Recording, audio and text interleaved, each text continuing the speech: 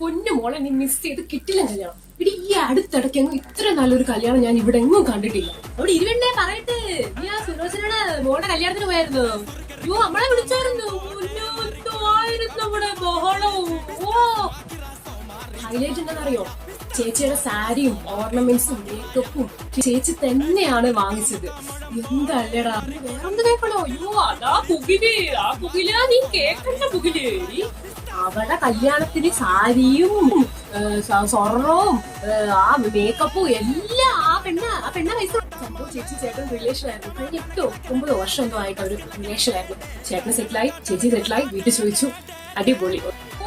കല്യാണം കാണാൻ സമ്മതിക്കുമോ? എന്തൊരു ബഹളമായിരുന്നു അവിടെ കിടന്നങ്ങ്. കോപ്പ് പൊട്ടിക്കുന്നു, അത് തൂത്ത് പറക്കി മണ്ടേക്കൂടി ഇടുന്നു, ബഹളം, കയ്യടി കൂരി.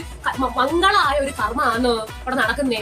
മംഗളായ ഒരു കർമ്മം നടക്കുമ്പം എങ്ങനെ നിൽക്കണ്ടേ? നമ്മൾ ഇങ്ങനെ തൊഴുതോട് നിൽക്കണം. എനിക്ക് എത്ര പ്രാവശ്യം പറഞ്ഞിരിക്കുന്നത്, ഞാൻ ആ പെണ്ണിനെ കണ്ടിട്ടുണ്ട്. ഈ പെണ്ണെ എനിക്കറിയാം. ഈ പെണ്ണെ ഞാൻ ആ സൊസൈറ്റിയിൽ അരികെ വെച്ചും മറ്റേ ആ വളമുണ്ടല്ലോ അവിടെ വെച്ച് ഞാൻ കണ്ടേക്കുന്ന. അവൻ വരും, ഞാൻ അങ്ങ് നോക്കുമ്പോഴത്തേക്ക് അങ്ങ് പോകും. ഞാൻ അങ്ങ് പോകും. അപ്പൊ ഞാൻ ചോദിച്ചു, എന്തൊക്കെ അവിടെ നിൽക്കുന്നേ? അപ്പൊ ഒന്നുമില്ല മാമി. ഓ നമ്മളൊന്നും ഇനിയിപ്പോ എന്തുവാടി, നല്ലപോലെ അങ്ങ് ജീവിച്ച് കണ്ടാ മതി പിള്ളേര്. അമ്പുരാനെ ഒന്നും വരുത്തല്ലേ. ഇങ്ങനെ അങ്ങ് മുന്നോട്ട് അങ്ങ് പോയാ മതിയായിരുന്നു. പിന്നെ